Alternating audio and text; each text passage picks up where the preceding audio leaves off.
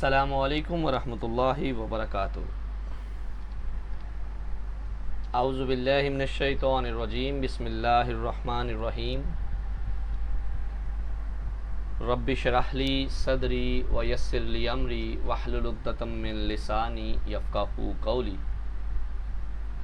अल्लाहुम्मा सल्लि अला मुहम्मदिन व अला आलि मुहम्मद कमा सल्लैता अला इब्राहीम व अला आलि इब्राहीम इन्नका हमीदुम मजीद। अल्लाहुम्मा बारिक अला मुहम्मदिन व अला आलि मुहम्मद कमा बारकता अला इब्राहीम व अला आलि इब्राहीम इन्नका हमीदुम मजीद। मुअज़्ज़ज़ ऑफ़िसर्स, तक़ाबुल अदियान मुतालिआ मज़ाहिब आलम के हवाले से आज इंशाअल्लाह लेक्चर नंबर 4 और आज हम गुज़िश्ता लेक्चर नंबर 3 के साथ अटैच करके हिंदू अदब के सिलसिले को मुकम्मल करेंगे। यानी हमने हिंदू मज़हबी उनका अदब है या मुक़द्दस किताबें हैं उनका तज़किरा शुरू किया था। उसके अंदर हमने कहा था कि वे जो हिंदू अदब है वो दो तरह का होता है, एक तो होते हैं शुरती और दूसरा सिमरती। तो शुरती अदब के बारे में हमने कहा था कि उनके यहाँ ये समझा जाता है कि ये इल्हामी है। तो इल्हामी नुक्ता नज़र से उनके यहाँ जितनी भी किताबें हैं उनमें सिर्फ एक ही किताब है जिसको वो इल्हामी मानते हैं और उसका नाम है वेद। वेद को वो इल्हामी मानते हैं और उसके अलावा जितनी भी चीज़ें थी वो गैर इल्हामी मानते हैं, यानी कि उनको वो ये तसानीफ़ जो हैं वो किसी न किसी के साथ मंसूब करते हैं। तो आज इंशाअल्लाह हिंदू अदब के हवाले से जो दीगर किताबें हैं उनका भी तारफ़ हो जाएगा। तो शुरू करते हैं गुज़िश्ता लेक्चर के एक रिव्यू से। गुज़िश्ता लेक्चर के हवाले से आज मैं दावत देता हूँ। सबसे पहले हमारे साथ हैं साइमा परवीन। साइमा बेटे अस्सलाम वालेकुम। 3 सवालों के जवाब आप देंगे बेटे। वालेकुम अस्सलाम वरहमतुल्लाहि वबरकातुहू। पहला सवाल बेटे ये है कि वेद के कितने हिस्से होते हैं? सर वेद के 4 हिस्से होते हैं। वेद के 4 हिस्से होते हैं, जी बिल्कुल ठीक है। दूसरा सवाल बेटे ये बताएं कि वेदों के जो शायर हैं उनका मुकम्मल कलाम क्या कहलाता है?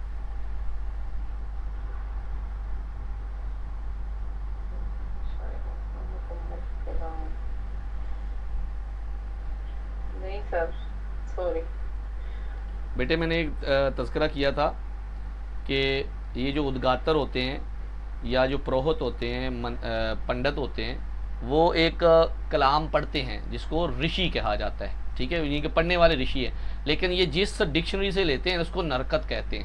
यानी कि वेदों के शायर का जो मुकम्मल कलाम है वो नरकत की सूरत में, डिक्शनरी की सूरत में मौजूद है। चलिए तीसरा सवाल बेटे ये बताएं, वेदों में सबसे ज़्यादा अहमियत जो है वो किसको दी जाती है? मतलब 4 वेद है ना, उनमें सबसे ज़्यादा अहमियत कौन सी होती है?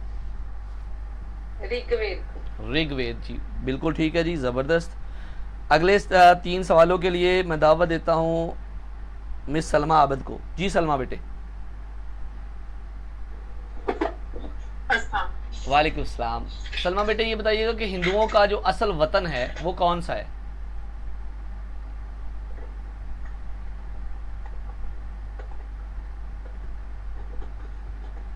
हमने तारीख़ हिंदुस्तान के अंदर ये तज़किरा किया था कि हिंदू असल में कहाँ से आए थे, यानी कि आर्या कौम कहाँ से आई थी। तो उसके हवाले से 3 नाम मिलते हैं, खारिज़म, उसके बाद हमने पढ़ा था ईरान और कश्मीर। ठीक है, तो ये हिंदुओं के जो असल वतन के हवाले से जो सबसे ज़्यादा मारूफ बात है वो जनूबी रूस है, मंतका हारा। दूसरा सवाल ये बताइए बेटे, आर्या मत की जो तारीख़ है वो कब से शुरू होती है? आर्या मत की ना तारीख जो है वो गालिबन 3000 कबल मसीह से। आर्या मत की जो तारीख़ है वो तो तकरीबन 1500 कबल मसीह से शुरू होती है। 3000 या 4000 जो कबल मसीह है वो हमने डिस्कस किया था कि वो द्रावड़ कौम थी जो बहरे रूम से यहाँ पे आई थी। वो हिंदुओं की पूरी टोटल पुरानी तारीख़ के मुताबिक आ जाता है, लेकिन आर्या की जो तारीख़ है वो 1500 कबल मसीह तक की है। अच्छा बेटे ये बताएं, सिमरती अदब से क्या मुराद है? सर 2 अदब से, एक श्रुति था और एक सिमरती था। जो इस सिमरती अदब है, असल में आज क्लास काफ़ी दिनों के बाद हो रही है, इसलिए मुझे लगता है कि आपने रिव्यू भी नहीं किया। सिमरती से मुराद रटी हुई चीज़ है जिसको अपने बड़ों से सुना और अगले छोटों को सुना दिया गया। चलें, शुक्रिया जी। जी अगले सवालों के लिए मैं दावत देता हूँ मिस अम्मारा समीउल हक को। अम्मारा बिटिया, अस्सलाम वालेकुम। जी सर, वालेकुम सलाम। हमारा बेटे ये बताइएगा कि दुनिया के बड़े मज़ाहब, ये किताब किसकी लिखी हुई है?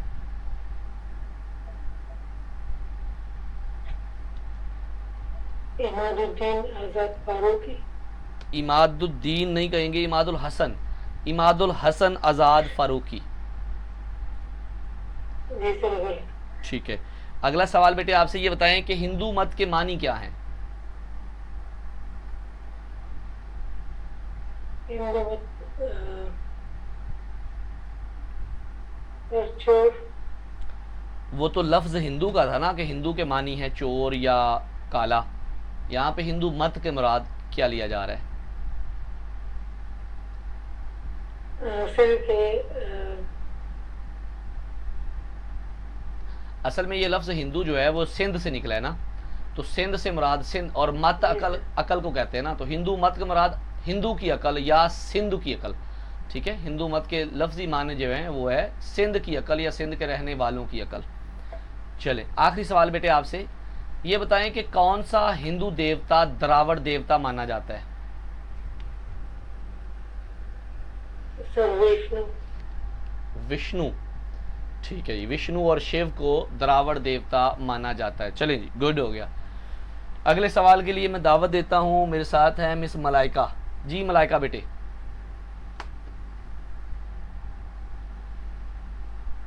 मलाइका सदफ। अस्सलाम वालेकुम सर। वालेकुम अस्सलाम। बेटे ये बताइएगा कि त्रिविद्या से क्या मुराद है? सर त्रिविद्या से मुराद है 3 वेद, जिसमें अथर्ववेद को शामिल नहीं किया जाता। ओके, त्रिविद्या से मुराद अलूम सलासा यानी कि 3 वेद, जिसमें अथर्ववेद को निकाल दिया जाए तो दीगर तीनों वेद जो हैं सामवेद, ऋग्वेद और यजुर्वेद। ऋग्वेद, सामवेद, यजुर्वेद। गुड जी, बहुत उम्दा, त्रिविद्या। अच्छा ये बताएं कि वेद के लफ्जी मानी क्या हैं? सर इसके लफ्जी मानी है इल्म या ज्ञान। Okay, very good.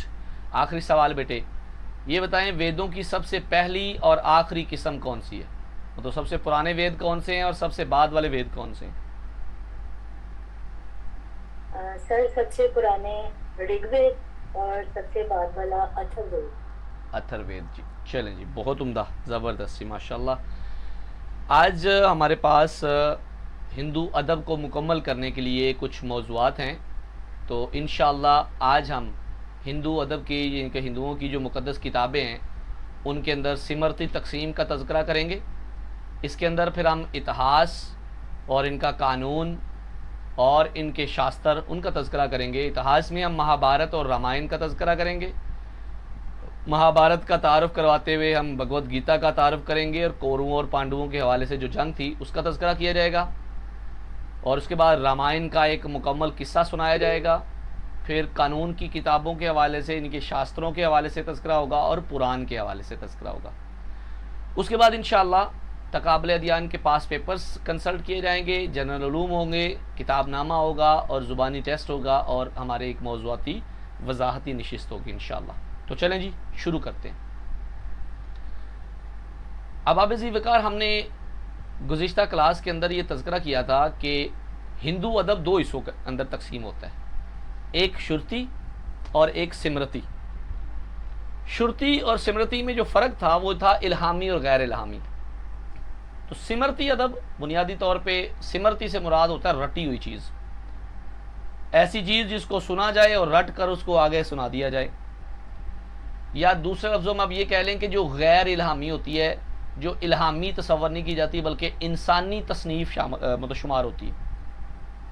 तो हिंदुओं में जितनी भी मुक़द्दस किताबें हैं, चाहे वो कानून की किताबें हों, फ़िक़्ह की किताबें हों, तारीख़ की किताबें हों, तमाम किताबें जो हैं इनके यहाँ इल्हामी नहीं मानी जाती। इल्हामी किताबें, इनके शुरती किताबें सिर्फ़ इनके यहाँ 4 वेद हैं।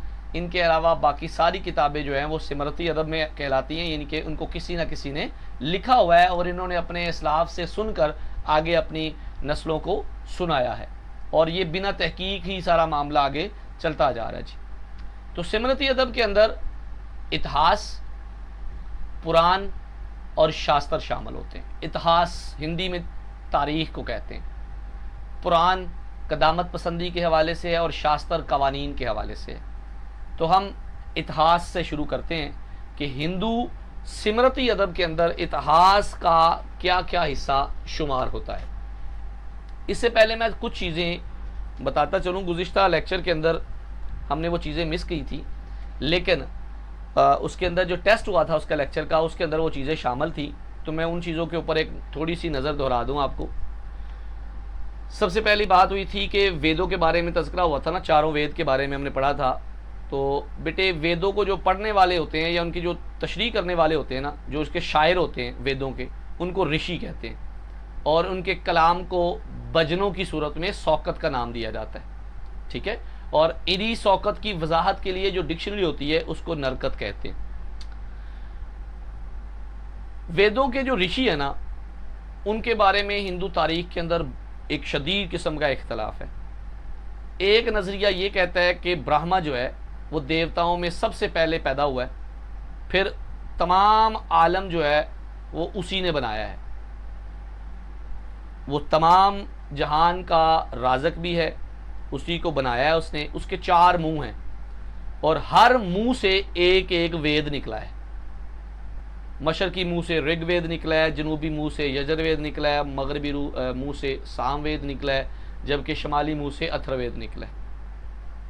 प्रोफेसर गुलाम रसूल चीमा साहब ने अपनी किताब मज़ाहिब आलम का तकाबली जायज़ा, उसके अंदर इनकी वजाहत बयान की है जी।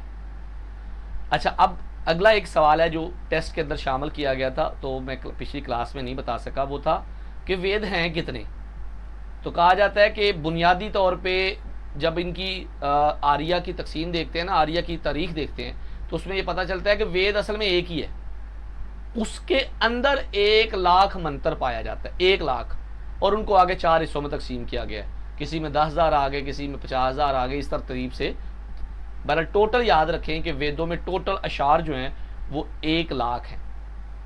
अब अगर दीगर मज़ाहब के तरह इनके बारे में भी देखा जाए तो तारीखी शवाहद से ये चीज़ वाज़ह होती है कि तकरीबन 12 दफ़ा ऐसा हुआ कि ये वेद ज़ाया हो गए थे। तो मौजूदा जो वेद हैं हिंदुस्तान के अंदर, वो एक इनका यहाँ देवता है ब्राशर, उसका बेटा है ब्यास विद्या। तो ब्यास विद्या ने ये वेद जो है ना दोबारा से तरतीब दिए थे। कई बार वेदों की तरतीब हुई, कई बार इनको मुदव्वन किया गया, ठीक है। तो बहरहाल ये कि तकरीबन 12 बार ये ज़ाया हुए हैं। और इनके बारे में यही कहा जाता है कि इनकी मुस्तनद जो अभी सनद है वो हिंदू भी कबूल नहीं करते, लेकिन चूँकि ये उनकी वाहिद इल्हामी किताब है इसलिए उनके यहाँ ये अहमियत की हामिल होती है जी।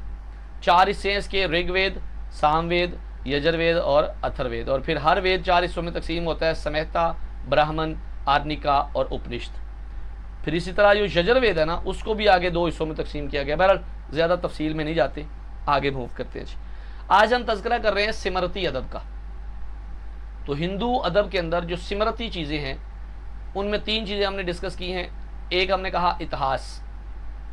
तो इतिहास के हवाले से, इतिहास कहते हैं तारीख को। तो तारीख़ी नौइयत से जब हिंदू अदब का मुतालिया किया जाता है तो तारीख़ी नौइयत में 3 बड़ी किताबें हैं। बुनियादी तौर पे 2 ही किताबें हैं और एक किताब के आगे 2 हिस्से हैं।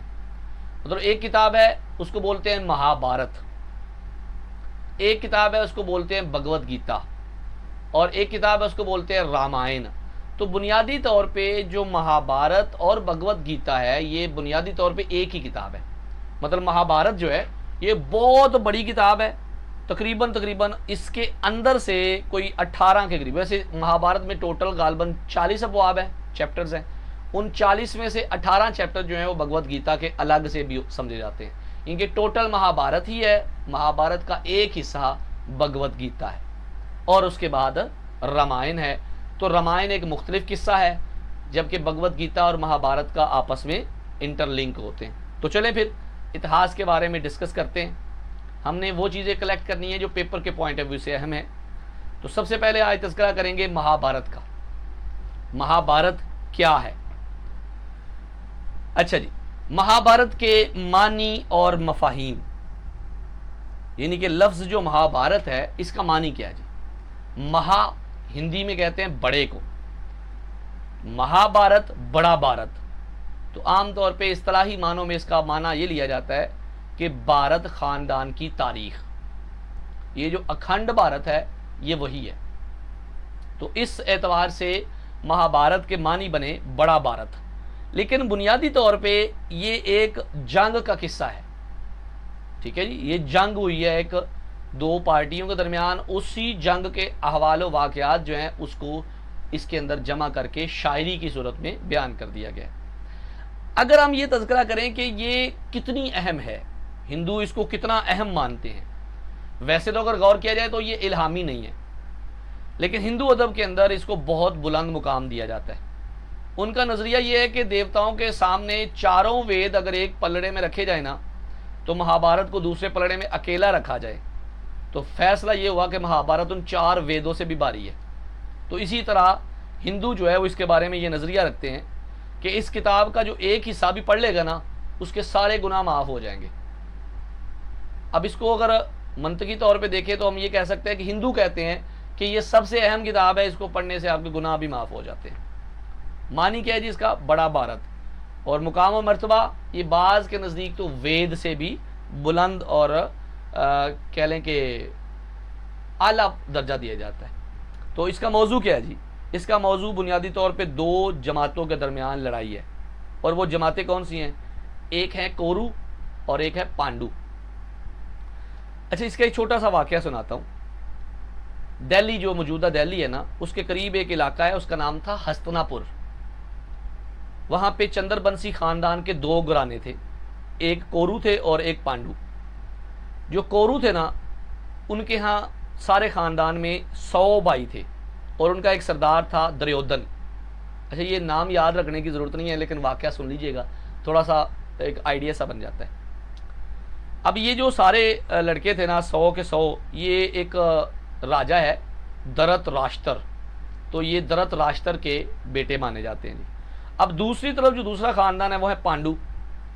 पांडु एक बंदा है और उसके आगे जो बच्चे हैं ना, वो उनकी औलाद की तादाद है 5। कोरु के जो बच्चे हैं, यानी कि धृतराष्ट्र के जो बच्चे हैं वो 100 हैं, जबकि पांडु के जो बच्चे हैं वो 5 हैं।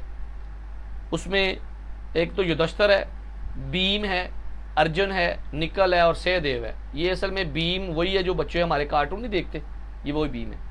बहरहाल जी, हस्तिनापुर का जो राजा था ना, वो तो पांडु था।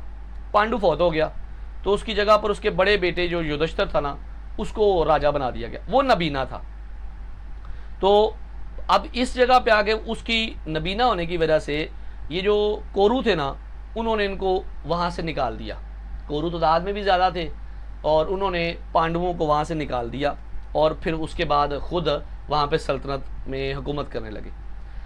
पांडु जो है वो सल्तनत से निकले तो कभी एक मुल्क जाते, कभी दो मुल्क जाते, कभी किसी। तो इस तरह मुख्तलिफ मुल्कों में जैसे होते हैं ना खाना बदोश, ऐसे ये घूमते जा रहे हैं। इनमें से ना किसी एक भाई ने ना, पंजाल का एक राजा था, उसकी बेटी से शादी कर ली, उसका नाम था द्रौपदी। एक मुकाबला हुआ, तो मुकाबले में शर्त के तौर पे द्रौपदी शहजादी को रखा गया। तो वहाँ पे द्रौपदी जो है ना, वो पांडवों ने जीत ली। मैं थोड़ा सा दोबारा रिपीट करता चलूँगा, ये इस्तिलाहात थोड़ी मुश्किल है। कोरु और पांडु, इनके दरमियान मुकाबला हुआ है। कोरुओं ने पांडवों को निकाल दिया है और पांडु जो है वो अब दर बदर भटक रहे हैं। फिर एक जगह पे एक राजा था, उसने को मुकाबला मुनक्कद करवाया, तो वहाँ से उसकी बेटी जो है वो मुकाबले में जीत ली पांडवों ने। और इनके नुक्ता नज़र से ये पांडु जो है ना, पूरे ख़ानदान में जो 5 भाई थे, ये जो बीवी थी ना, इनकी मुश्तरका बीवी थी। अब इन्होंने क्या किया, एक अलग जगह पे जाके इन्होंने एक नया शहर आबाद किया है। लेकिन उधर जो कोरु थे, उनका सरदार था दुर्योधन। उसने क्या किया, उसने इनके साथ ना पांडवों के साथ मजाक खेला। एक मजाक में, या कह लें कि साजिश के अंदर एक मुकाबला करवाया, और उस मुकाबले में झूठा अफसाना गढ़ते हुए या झूठी साजिश रचते हुए इन्होंने वो मुकाबला पांडवों से जीत लिया। और शर्त में यहाँ पे वही खतून थी जिसको द्रौपदी कहते हैं। द्रौपदी जो है उसको जीत लिया कौरवों ने, लेकिन वो बाद में पांडवों को पता चला कि ये जनाब हमसे धोखा हुआ है। लो जी, ये एक मुख्तसर सा जायज़ा है। कोरु और पांडु बुनियादी तौर पे दोनों आपस में चचा बाबा ही थे। तो इस एतबार से इन दोनों के दरमियान आपस में लड़ाई हुई, कौरवों ने पांडवों को वहाँ से निकाल दिया। पांडवों में जिनकी शख्सियात में भीम भी शामिल था, अर्जुन शामिल था, ये शख्सियात हिंदुओं में एक अदब के तौर पे थी, मतलब उनके यहाँ ये देवता माने जाते हैं। तो उस एतबार से इनके यहाँ इनका जो पल्ला था वो भारी रहा। और महाभारत के अंदर वो वाक़यात तज़किरा किए गए हैं जिनके अंदर पांडवों ने वापस जाके अपनी रियासत को हासिल किया था इनके कौरवों को हरा के। तो जी महाभारत लफ्ज़ी तौर पे तो इसका मतलब है बड़ा भारत या भारत ख़ानदान की तारीख़, ठीक है। लेकिन इसके अंदर एक जंग है जिसके अंदर कौरव और पांडु आपस में आमने सामने हुए, और उस जंग के नतीजे में ये कहानी जो है वो लिखी गई थी महाभारत। तो महाभारत टोटल जो है वो शायरी के अंदर है, मंजूम किताब है, और इसकी ज़खावत बहुत बड़ी है, मतलब बहुत ज़्यादा इसके सफ़ात हैं। तो उसके अंदर कौरवों का और पांडवों का जो आपस में जंग हुए ना मुख्तलिफ मकामात पे, उन जंगों का एक तज़किरा दिया गया जी। तकरीबन इनके यहाँ जो फाइनल लड़ाई हुई ना वो एक मुकाम है कुरुक्षेत्र, दिल्ली के करीब ही एक इलाका है कुरुक्षेत्र। तो कुरुक्षेत्र में 18 दिन तक लड़ाई होती रही। 18 दिन में तमाम कोरु शहजादे जो है वो मारे गए, और दोबारा युधिष्ठिर के ऊपर जो है वो पांडवों ने हुकूमत हासिल कर ली। तो ये सारा खुलासा है जी महाभारत का। पढ़ने में आए तो ज़ाहिर है महीने लग जाएंगे, लेकिन कहानी यही है कि कौरव और पांडु जो आपस में रिश्तेदार थे, सल्तनत की वजह से लड़ पड़े। बाद में पांडवों ने दोबारा आके कौरवों को हरा के अपनी सल्तनत जो है वो वापस हासिल की थी। अच्छा जी, भगवत गीता के रामायण क्या कहते हैं, महाभारत के 40 चैप्टर हैं। इन 40 चैप्टरों में जो चैप्टर नंबर 23 है ना, 23 नंबर चैप्टर से लेके 40 नंबर चैप्टर तक, 40वें अबवाब तक, ये 18 जो चैप्टर हैं ये एक अलग से तसनीफ मानी जाती है, और इसको कहते हैं भगवत गीता। भगवत गीता के अंदर 2 शख्सियात का तज़किरा जी। वो कौन सी? एक तो है अर्जुन जो पांडवों का भाई था, भीम का भाई था, एक तो वो है, और दूसरा है श्री कृष्ण। अब कृष्ण कौन है? इनके यहाँ इनको राम भी कहते हैं। ये असल में विष्णु के अवतार हैं। विष्णु कौन है, अवतार क्या होता है, ये हम त्रिमूर्ति के मौजू के अंदर डिस्कस करेंगे। बहरहाल ये याद रखें कि कृष्ण महाराज जो है हिंदुओं के अंदर एक देवता की हैसियत रखते हैं, और भगवत गीता के अंदर इनके महाभारत के ये जो मैंने 18 चैप्टर आपको बताए हैं, चैप्टर नंबर 23 से लेके चैप्टर नंबर 40 तक, इसके अंदर अर्जुन को नसीहतें की थी श्री कृष्ण महाराज ने, और उन नसीहतों का जो सिलसिला है उसको अलग से एक तसनीफ कही गई है, और उसको बोलते हैं भगवत गीता। श्री कृष्ण महाराज ने नसीहतें की अर्जुन को, जो कि पांडवों के एक सरदार थे, भीम के भाई थे, और इस सारे का जो नसाए हैं, सारी नसीहतें हैं, इनको बाकायदा तौर पे किताब में लिखा गया है, जो कि शायरी की सूरत में है। कहा जाता है कि जिस वक्त कौरव और पांडु दोनों आपस में लड़ रहे थे कुरुक्षेत्र के मैदान में, जब आमने सामने हुई ना, तो अर्जुन ने अर्जुन के ना ये देवता है और एक सरदार भी है, और इसके पास एक बग्घी थी, या ये कह लें कि इसके पास ना एक रथ थी। तो उसके जो ड्राइवर थे ना, रथबान थे, वो श्री कृष्ण महाराज थे। उन्होंने नसीहत की अर्जुन को। कब? जब इन्होंने लड़ाई देखी ना, तो देखा, अर्जुन देखते हैं कि जी मेरे ही चाचा मेरे ताया के साथ लड़ रहे हैं, मेरा भाई मेरे चाचे के बेटे के साथ लड़ रहा है। तो जब इस तरह देखा ना, तो इनके दिल में बड़ी खटाई सी हुई, और इन्होंने कहा कि भाई अब मैं अपने ही बहन भाइयों के साथ कैसे लड़ूं। तो ऐसी सूरत के अंदर श्री कृष्ण महाराज ने इनको कुछ नसीहतें की थी, और उन नसीहतों को शायराना अंदाज के अंदर एक किताब में जमा किया गया है। इसको बोला जाता है जी भगवत गीता। अब आगे जाके इसकी वजाहत में भी चलें तो बहुत लंबी चौड़ी बहस है। बहरहाल जी 2 बातें याद रखें। हिंदी सिमरती अदब के अंदर इतिहास में 3 मारूफ किताबें शामिल हैं। रामायण है, भगवत गीता है, और महाभारत है। महाभारत और भगवत गीता बुनियादी तौर पे एक ही किताब के 2 अलग अलग हिस्से हैं। रामायण इससे अलग है, उसका भी हम तज़किरा करते हैं। तो महाभारत और भगवत गीता दोनों के अंदर असल में कौरवों और पांडवों का तज़किरा किया गया है। इनकी जो जंग हुई थी, बहुत बड़ी जंग हुई थी, उनका तज़किरा किया गया जी। चलें आगे मूव करते हैं, और अगली चीज़ है हमारे पास रामायण। रामायण क्या है जी? अच्छा जी, पहले तो ये भी याद रखें कि रामायण का जो मरकज़ी किरदार है ना, वो तो है राम कृष्ण। मैंने अभी भी नाम लिया ना कृष्ण महाराज, तो ये जो कृष्ण थे इनका एक अवतार राम के नाम से भी, राम के नाम से भी था, मतलब एक बार ये दुनिया में राम के नाम से भी आए थे। तो हिंदुओं के अंदर इनकी एक कहानी जो है ना मारूफ है, उसको रामायण कहते हैं। रामायण से मुराद राम की कहानी। तो मैं ये छोटी सी कहानी आपको ये भी सुना देता हूँ ताकि आपको इसका एक हाव न हो जाए, उसके बाद फिर इसके अंदर से बनते हुए रवायती सवालों के जवाब जो है वो आप दे सकेंगे। अच्छा जी, एक बादशाह था जी एक इलाके का, उसका नाम था दशरथ। एक इलाका था हिंदुस्तान के अंदर, उसका नाम था अयोध्या या अयोध्या। अयोध्या इलाका था और उसका एक राजा था जिसका नाम दशरथ था। इसकी 3 बीवियां थी जी, कुशैलिया, समित्रा और कैकई।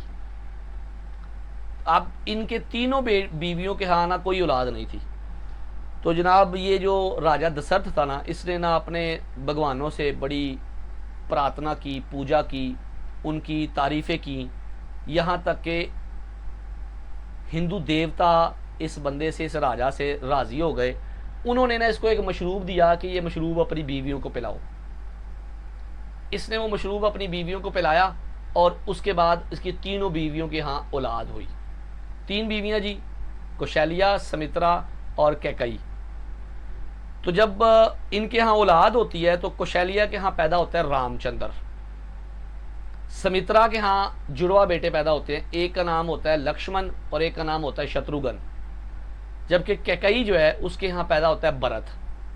लो जी, ये 4 नाम जो है ये भी बाद में हिंदू देवताओं की तारीख में देवता बन गए। रामचंद्र, समित्रा, रामचंद्र, लक्ष्मण, उसके बाद शत्रुघ्न और भरत। हुआ ये कि राजा दशरथ ने, इसका बड़ा बेटा था रामचंद्र, तो अपनी मरने से पहले इसने ये कह दिया कि रामचंद्र मेरा वारिस बनेगा। अब रामचंद्र को ताज पहनाने की तैयारियां शुरू हो गई हैं। तो राजा साहब को उनकी जो सबसे छोटी बीवी है ना, जिसका नाम है कैकई, भरत की माँ, वो कहती है कि राजा जी, जब मैं आपके साथ ब्याह के आई थी ना, तो आपने मेरे साथ वादा किया था कि मेरी एक ख्वाहिश आप पूरी करोगे। तो बादशाह कहता है बिल्कुल, बताओ क्या ख्वाहिश है। तो उसने कहा जी मेरी ख्वाहिश ये है कि रामचंद्र को यहाँ से निकाल दिया जाए और उसकी जगह पे मेरे बेटे भरत को जो है वो मतलब राजा बना दिया जाए। कैकई ने ये कहा, उसने ये कह दिया और राजा ने ये बात माननी पड़ी मजबूरन उसको। तो ऐलान ये हुआ कि जी रामचंद्र को इस जगह से निकाल दिया जाए और उसकी जगह पे भरत को राजा बनाने की तैयारी की जाए। हिंदू अदब के अंदर एक इस्तिलाह है बनबास। बनबास का मतलब होता है जिला वतनी। तो तकरीबन ना कैकई के कहने पे इसने रामचंद्र को बनबास करने का ऐलान कर दिया। बनबास से मुराद उसको इलाके से बाहर निकाल दिया। तकरीबन 14 साल का बनबास जो है ना उसको दिया गया। अब जी यहाँ पे एक छोटा सा नुक्ता और, वो ये था, रामचंद्र जो है उनकी ज्यादा मोहब्बत थी लक्ष्मण के साथ। हालांकि दीगर जो दोनों भाई थे ना, उनके साथ भी इनकी बड़ी मोहब्बत थी, लेकिन लक्ष्मण के साथ ज्यादा मोहब्बत थी। जब बनवास दिया गया ना, तो उस वक्त 2 शख्सियात ऐसी थी जो राम के साथ उस इलाके से निकल गई, जिन जंगलों का रुख किया। एक तो लक्ष्मण था। लक्ष्मण ने कहा कि भाई मैं आपका साथ नहीं छोड़ सकता। और दूसरी थी सीता।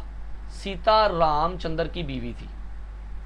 तो अब अयोध्या की रियासत से 3 बंदे निकलते हैं जी, एक रामचंद्र, एक लक्ष्मण और एक राम की बीवी सीता। ये चले जाते हैं जंगलों में। उसके बाद जी पीछे क्या होता है, अयोध्या का बादशाह मर जाता है। जब बादशाह मर जाता है ना, तो उस वक्त भरत और लक्ष्मण, बल्कि शत्रुघ्न, ये दोनों कहीं गए होते हैं। तो इनको वापस बुलाया जाता है और जब ये वापस आते हैं तो इनको बताया जाता है कि आप राजा बनना है। राजा भरत को ये बताते हैं। और भरत को अपने भाई से बड़ी मोहब्बत थी, उसने इनकार कर दिया, अपनी माँ की बात मानने से इनकार कर दिया और कहा कि मेरा भाई ही राजा बनेगा। ये अपने भाई के पीछे जंगलों में जाता है। भाई मिलता है तो भाई ने कहा मैं वादा करके आया हूँ कि 14 साल पहले बाद ही वापस जा सकूँगा। तो इसने कहा कि भाई फिर वो रियासत आपकी है। इसने ना रामचंद्र की जूतियाँ ली और जूतियों को अपने सर पर रख के ना वापस आके अयोध्या की हुकूमती कुर्सी के ऊपर रख दी कि जब तक मेरा भाई नहीं आता ये कुर्सियाँ यहाँ पे सल्तनत करेंगी। लो जी, अब दूसरे एंड पे क्या हुआ, रामचंद्र, लक्ष्मण और सीता ये जंगल में हैं, और जंगल में मौजूद जो है ना राक्षस या हमारे यहाँ तो कहते हैं ना जी बदरूहों को। बुनियादी तौर पे इनके यहाँ नुक्ता नज़र ये है कि जो आर्निका, एक हमने पढ़ा था ना वेद का हिस्सा है आर्निका, तो आर्निका के हवाले से गौर व फिक्र करने वाले जो पंडित थे ना, जो वहाँ पे जंगलों में जाते थे, उनको तंग करने वाले कुछ लोग होते हैं, वो बदरूहे हैं या वो लुटेरे हैं, डाकू हैं, उनको हिंदी इस्तिलाह में राक्षस कहा जाता है। तो जी रामचंद्र और लक्ष्मण जो है वो राक्षसों के खिलाफ लड़ाई कर रहे हैं। उधर एक और वाकया हो गया, वो ये हुआ कि श्रीलंका का एक बादशाह था, उसका नाम था रावण। रावण की एक बहन है, तो वो यहाँ पे आती है इस जंगल में जहाँ पे रामचंद्र है। अब रामचंद्र बड़ा खूबसूरत था, तो रावण की जो बहन थी जिसका नाम बाज सूर्यपंख कहते हैं और बाज उसका नाम रौपनिखा कहते हैं, रौपनिखा, बहरहाल जो भी नाम है, रावण की बहन जो है वो रामचंद्र के ऊपर मतलब उसकी आशिक हो जाती है, उसके ऊपर उसको प्यार आ जाता है जी, और ये उसको हासिल करने की कोशिश करती है, लेकिन देखती है कि वो तो सीता से बड़ा प्यार करता है। तो इसने क्या किया, अपने भाई रावण को, बादशाह को कहा कि भाई एक बड़ी खूबसूरत औरत है यहाँ पे सीता नाम की, और मेरा दिल करता है कि वो तुम्हारे लिए हो। रावण ने सीता को अगवा कर लिया, रावण ने सीता को अगवा करके श्रीलंका ले गया। अब पीछे रह गए रामचंद्र और लक्ष्मण, ये अब सीता को ढूंढने गए हैं। तो वहां पे इनकी मुलाकात होती है बंदरों के राजा के साथ। बंदरों का राजा मतलब बंदर की शक्ल का एक देवता है हिंदू अदब के अंदर, उसका नाम है हनुमान।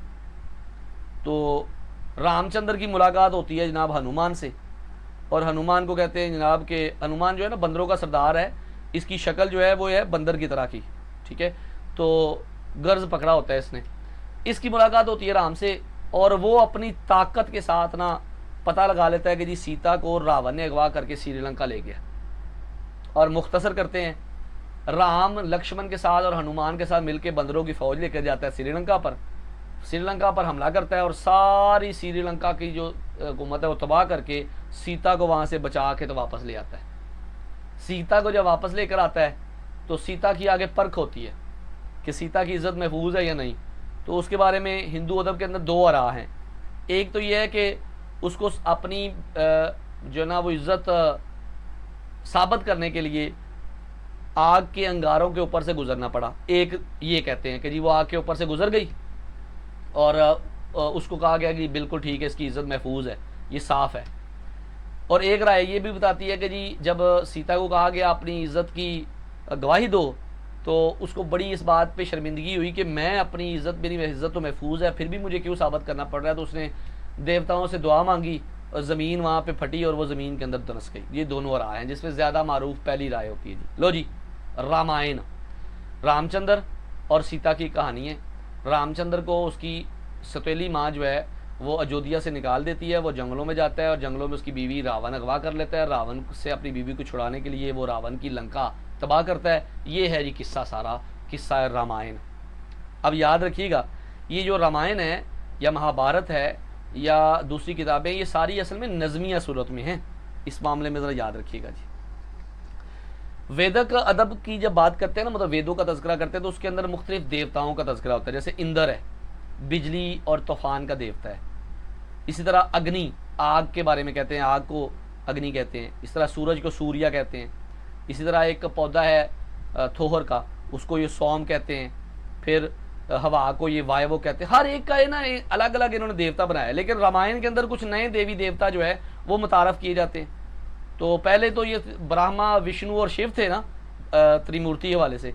बाद में इसके अंदर जनाब ये विष्णु के अवतार शामिल कर लिए गए, इनके राम को, लक्ष्मण को, शत्रुघ्न को, हनुमान को, ये भी देवताओं की लिस्ट में शामिल हो गए। अस्तगफिरुल्लाह, क्या अजीब व गरीब लोग हैं ये। लो जी, इतिहास में ये तीनों चीज़ें हो गई, भगवद गीता, उसके बाद रामायण और महाभारत। अब हम तज़किरा करते हैं दीगर किताबों का, और दीगर मुतफर्रिकात के अंदर हमारे पास तीन चीज़ें हैं। सबसे पहले उपनिषद। वेदों के बाद हिंदू अदब में दूसरे दर्जे की जो किताबें हैं ना, उनको उपनिषद माना जाता है। उपनिषद के लफ्ज़ी मानी होते हैं करीब बैठना, ज़हीन शागिर्द जो है मौलम के नज़दीक बैठते थे ना, और उनके वो जो मौलम थे वो उनके सामने अपना फ़लसफ़ा और अपने राजदारी के जो खुतबात थे वो बयान करते थे। तो इस एतबार से यहाँ से लफ्ज़ लिया गया उपनिषद, यानी कि आलती पालती मार के करीब बैठ जाना, हमतन गोश होकर बैठ जाना।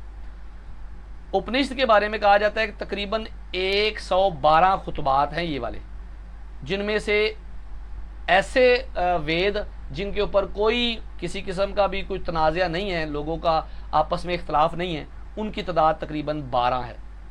Doctor S.N. दास गुप्ता एक हिंदू मौर्रख हैं, उनके नज़दीक जो है ना 13 वेद हैं जो पुराने हैं, जो असल हैं, जिनके अंदर कोई इख्तलाफ नहीं है। लेकिन ये बताता चलूँ कि इनके टोटल जो उपनिषद के खुतबात है वो तकरीबन 112 लिखे जाते हैं जी।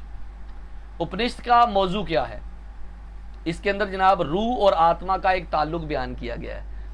रूह और परमात्मा, रूह को आत्मा कहते हैं और परमात्मा असल में ये खुदा को कहते हैं, भगवान को कहते हैं। तो उसका आपस में जो ताल्लुक है ना वो है।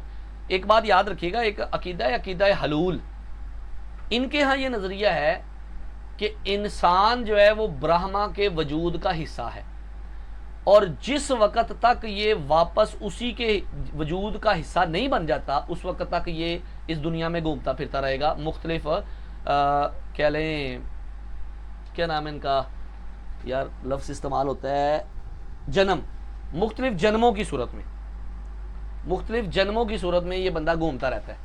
तो ये उस वक़्त तक घूमता रहेगा जब तक वो ब्रह्मा की शख्सियत का हिस्सा नहीं बन जाता। अच्छा, उसके बाद है पुराण। पुराण जैसे लफ्ज़ हमारे यहाँ पुराना है ना, तो पुराण से लफ्ज़ी माने इसके कदीम या पुराने।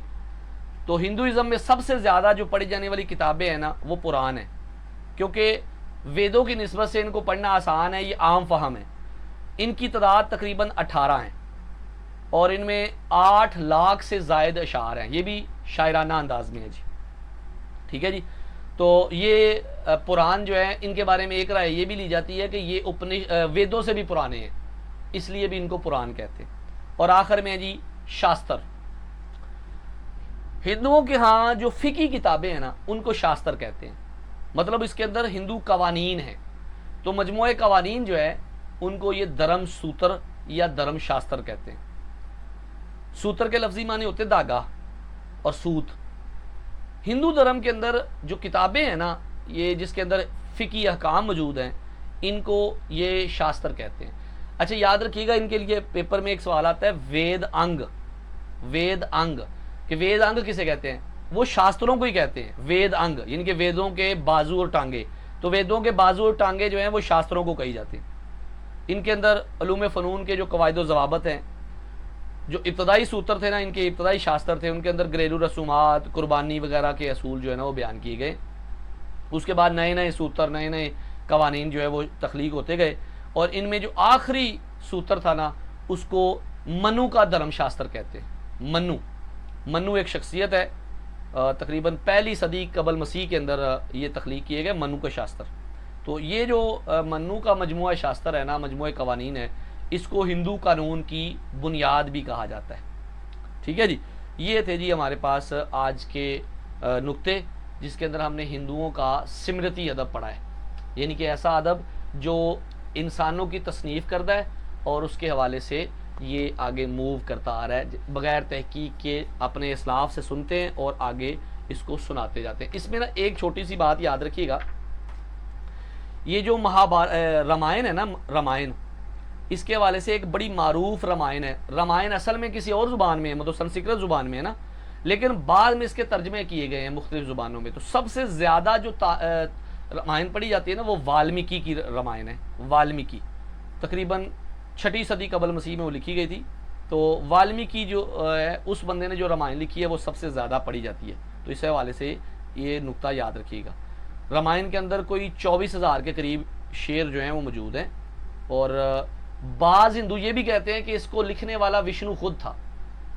ठीक है जी, ये कुछ बातें ज़हन में रखिएगा। चले जी, एंड पे हम मूव करते हैं आज के मुतफर्रिक जो पेपर के पॉइंट ऑफ व्यू से। तो उसमें सबसे पहला नुक्ता है अकीदा त्रिमूर्ति। ये जी त्रिमूर्ति 3 खुदाओं का तस्वर है। हिंदुओं के अंदर इसको माना जाता है, इसको तिगड़म भी कहते हैं और त्रिमूर्ति भी कहते हैं। हिंदुओं के मुताबिक 3 खुदाएँ जी, ब्रह्मा, विष्णु और शिव। इनके यहाँ ये नज़रिया पाया जाता है कि कायनात को ब्रह्मा ने बनाया था, विष्णु इसको चला रहा है और शिव इसको तबाह करेगा जी। सिख मत, जितने भी मज़ाहब है नहीं जी, मज़ाहब आलम, जिनमें जो बड़े बड़े मज़ाहब हैं, उनमें सबसे जदीद मज़हब जो है वो सिख मत को माना जाता है। इसके बाद आने वाला एक और मज़हब बहायत भी है, लेकिन बहायत चूंकि अपने एक मखसूस एरिया के अंदर उसके बाद ख़त्म हो गया, तो इस एतबार से सबसे जदीद तरीन जो बड़े मज़ाहब में से मज़हब माना जाता है वो सिख मत है। इसराइल की जो नाजायज़ रियासत है जो फ़लस्तीन पर कब्ज़ा किए हुए है, इसका क़याम 14 मई 1948 को हुआ था जी। सबसे पहले अमेरिका ने इसको तस्लीम किया था। सदर ट्रूमैन था अमेरिका का सदर, जिसने इसराइल की रियासत को सबसे पहले तस्लीम किया। सिख मत, अच्छा जी, सिख मत में दाखिल होने के लिए एक ख़ास रस्म अदा की जाती है। पहली बात तो ये है कि कहा जाता है कि सिखों के अंदर आम तौर पे गैर सिख को सिख नहीं बनाया जाता, क्योंकि उसकी शराइत बड़ी सख्त होती है। लेकिन फिर भी अगर कोई वाकई में बनना चाहता है तो उसको एक ख़ास रस्म अदा करनी पड़ती है, जिसको पाहिल कहते हैं। पाहिल, ये किरपान और पानी के साथ जो है वो एक मखसूस रस्म होती है। इसी तरह ईसाईयत में एक रस्म होती है जिसको बपतिस्मा कहते हैं। बपतिस्मा, उसका एक ख़ास गुस्ल है। जो बपतिस्मा करता है उसके लिए ये कहा जाता है कि जी ईसाईयत में दाखिल होने के लिए ये गुस्ल ज़रूरी है। तो इसी तरह सिख मत में दाखिल होने के लिए जो रस्म है इसको पाहल कहते हैं। अच्छा जी, एक मज़हब है कन्फ्यूशस। कन्फ्यूशस मत एक ऐसा मज़हब है जिसके अंदर बहुत सारी किताबें हैं, तो इसलिए इस मज़हब को मज़हब कुतुब भी कहा जाता है। मज़हब कुतुब, कन्फ्यूशस मत। गौतम बुद्ध जी, जो कि बुद्ध मत के बानी हैं, इनको 35 साल की उम्र में निर्वाण हासिल हुआ था जी। निर्वाण यानी मुक्ति, निजात। हिंदू मत में मुक्ति के तरीके 3 हैं जी, कर्मा मार्ग, जिनान मार्ग और भक्ति मार्ग। आने वाले लेक्चर्स के अंदर इंशाल्लाह इनका तफसीली तज़किरा भी होगा। हिंदू मत के अंदर विष्णु के 10 अवतार तस्लीम किए जाते हैं। इनके ये कहते हैं कि हिंदू जो विष्णु देवता है वो 9 बार इस दुनिया में आ चुका है और एक और अवतार वो लेगा क़यामत के नज़दीक, और वो अवतार होगा कालकी अवतार। इसको बाज़ कालकी कहते हैं, बाज़ कलकी कहते हैं। और ये वही अवतार है जिसके बारे में बहुत सारे लोगों ने ये भी किताबें लिखी हैं कि ये 10वां अवतार भी ये ले चुका है, और ये 10वां अवतार रसूलुल्लाह सल्लल्लाहु अलैहि वसल्लम की ज़ात अक़दस है। आखिरी नुक्ता है जी, सुशानत। ये एक शख्सियत है जी, और इसका तज़किरा मिलता है ज़ुरतश्त मत में। ये जो ज़ुरतश्तियत है ना, ये एक मज़हब है, आगे आने वाले दिनों में इसका तज़किरा करेंगे। तो इसके अंदर ये माना जाता है कि हर 1000 साल के बाद एक शख्सियत आती है जो इस्लाह करने के लिए मुस्लिह के तौर पे आएगी। तो आखिरी जो मुस्लिह आएगा ना, उसका नाम सुशानत होगा, और उसके बाद जो है हर तरफ खैर ही खैर होगी। तो सुशानत जो है ये मंसूब है ज़ुरतश्त मत के अंदर। उसके बाद ये हम तज़किरा करेंगे जनरल नॉलेज का। तो उसके हवाले से आज हमारा पहला है कैपिटल सिटी, वो है बांग्लादेश का। बांग्लादेश जो कि 1971 में पाकिस्तान से अलग हुआ, मशरकी पाकिस्तान इसको कहते हैं। इसका कैपिटल सिटी है ढाका। सेकंड पॉइंट है जी टीपू सुल्तान। टीपू सुल्तान को टाइगर ऑफ मैसूर, मैसूर का शेर भी कहा जाता है। Tiger of Mysore was titled by Tipu Sultan. Kargil war या फिर कारगिल कॉन्फ्लिक्ट, ये पाकिस्तान और इंडिया के दरमियान एक मामला हुआ था कारगिल की पहाड़ियों पे।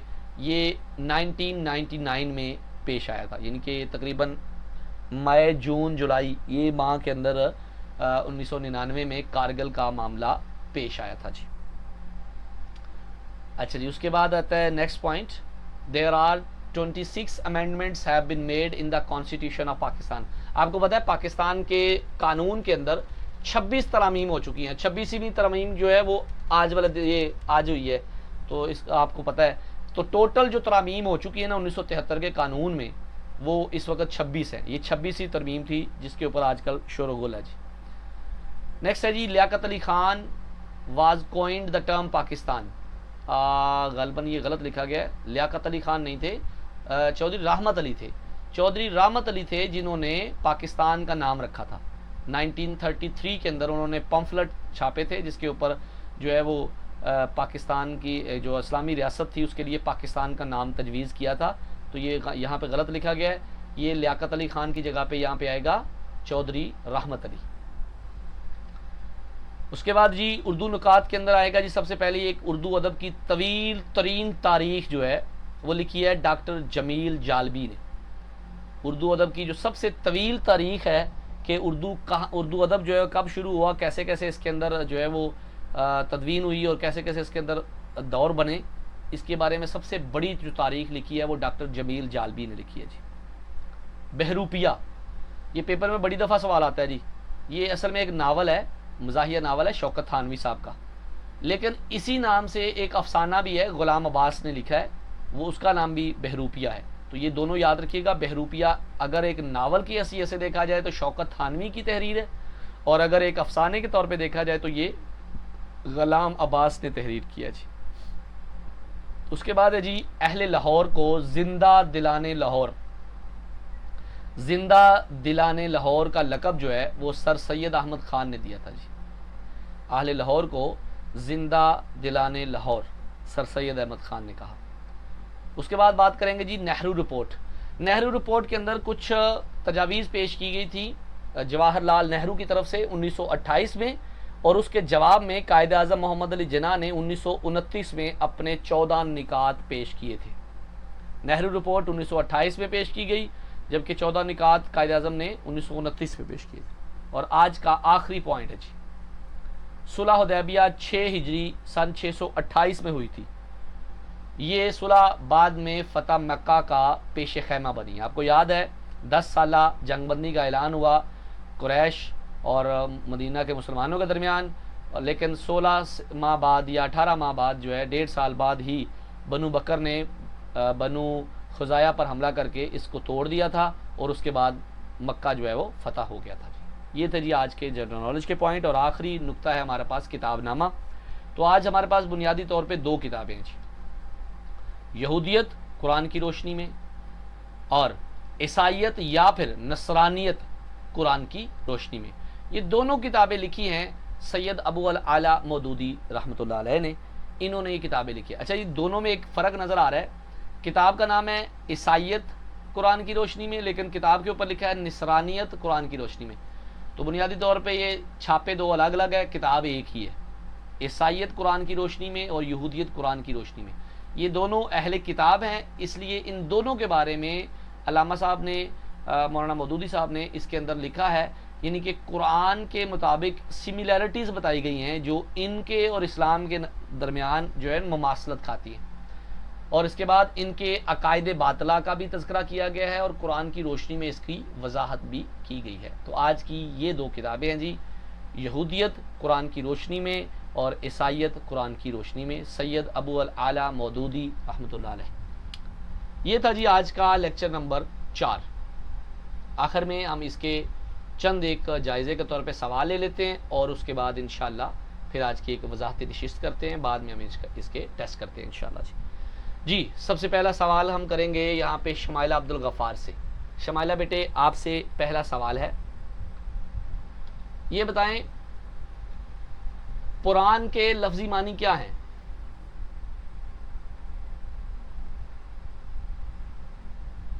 जी शमाइला बेटे, कुरान के लफ्ज़ी मानी क्या है?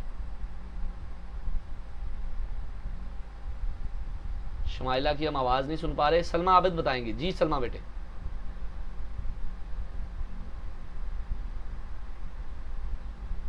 मैं आवाज़ नहीं सुन पा रहा, आवाज़ क्यों नहीं आ रही मुझे वाला?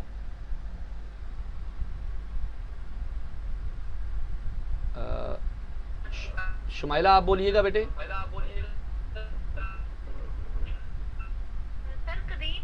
कदीम, बिल्कुल ठीक है जी।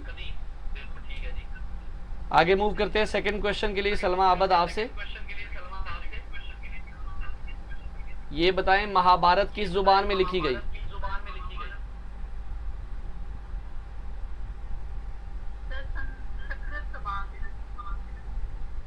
संस्कृत जुबान में, बिल्कुल दुरुस्त है जी, ज़बरदस्त जी। अगले सवाल के लिए मैं दावत देता हूँ अनफाल तौफीक को। अनफाल तौफीक बेटे, आपसे अगला सवाल है, ये बताएं भगवत गीता किस हिंदू मजहबी किताब का हिस्सा है? महाभारत का बिल्कुल दुरुस्त जवाब है जी, शाबाश। उसके बाद है जी हमारे साथ साइमा परवीन। साइमा बेटे ये बताएं कि रावण किस इलाके का राजा था?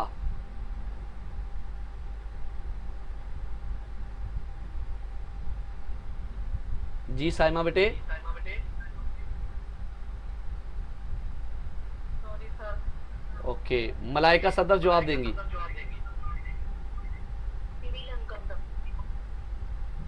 बिल्कुल दुरुस्त है जी, श्रीलंका का राजा था रावण। गुड हो गया जी। अगले सवाल के लिए हमारा समीउल हक है।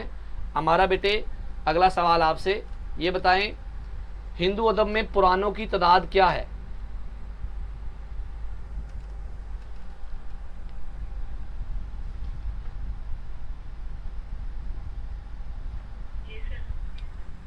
सवाल पूछा बेटे कि हिंदू अदब के अंदर पुराणों की तादाद क्या है?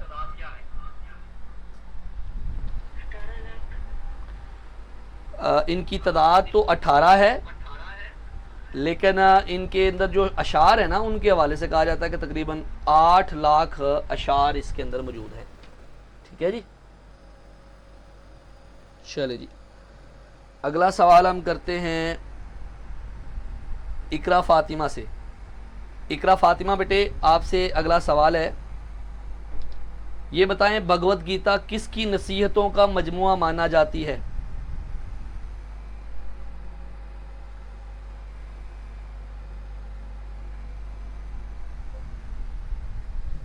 भगवत गीता किसकी नसीहतों का मजमुआ है?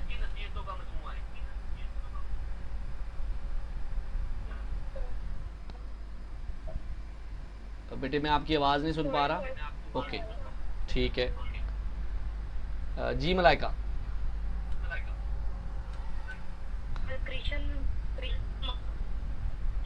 श्री कृष्ण महाराज, बिल्कुल ठीक है जी। अगले सवाल के लिए मैं दावत देता हूं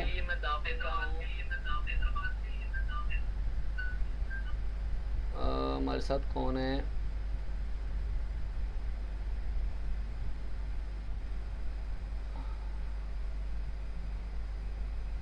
ओके, मुझे लगता है काफी सारे वैसे चले गए। शुमाइला बेटे आपसे दोबारा सवाल कर रहे हैं। सवाल ये है, हिंदुओं के मजमुए कवानीन को क्या कहा जाता है?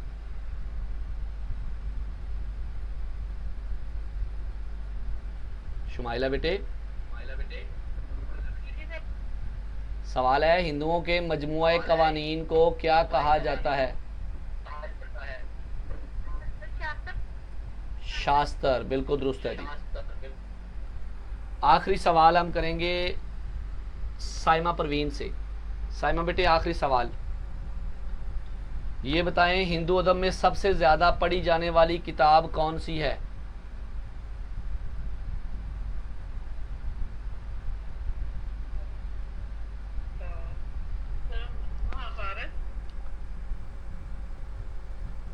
नहीं बेटे, हमने डिस्कस किया था ये कि महाभारत चूंकि मुश्किल किताब है इसलिए वो ज़्यादा नहीं पढ़ी जाती। जी हमारा समीउल हक, आप बताएं बेटे।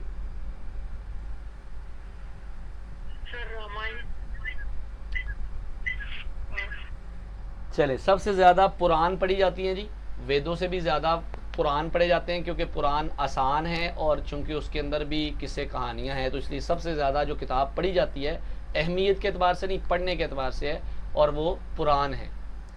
चलें जी, ये थी जी आज का हमारा लेक्चर नंबर 4। अल्लाह रब्बुल आलमीन से दुआ है कि खालिक़ कायनात इसमें से इल्मे नाफ़े जो है वो हमारे हिस्से में फ़रमाए और हमारे लिए बहुत सारी आसानियाँ फ़रमाए। आमीन या रब्बुल आलमीन। अब हम आते हैं एंड पे आपकी तरफ। आपके एंड पे कोई क्वेश्चंस हैं तो वो कर लें, और उसके बाद जो क्लास का जो टेस्ट होगा आज के इस लेक्चर के हवाले से वो इंशाल्लाह पोस्ट कर दिया